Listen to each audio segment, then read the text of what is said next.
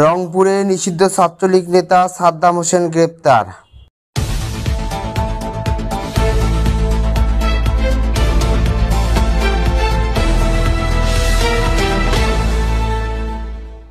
রংপুর থেকে নিষিদ্ধ সংগঠন ছাত্রলীগের নেতা সাদ্দাম হোসেন নয়নকে কুড়িগ্রাম ডিবি পুলিশ গ্রেপ্তার করেছে।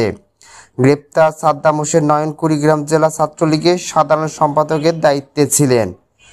গতকাল বুধবার রাতে নগরীর জাহাজ কোম্পানি মোড় এলাকা থেকে তাকে গ্রেপ্তার করা হয়।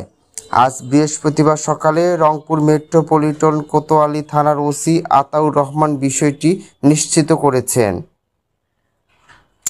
ওসি আতাউর রহমান বলেন, নিষিদ্ধ সংগঠন ছাত্রলীগের কুড়িগ্রাম জেলা শাখার সাধারণ সম্পাদক সাদ্দাম হোসেন নয়নের বিরুদ্ধে বৈষম্য বিরোধী ছাত্র আন্দোলন সহ একাধিক মামলা রয়েছে।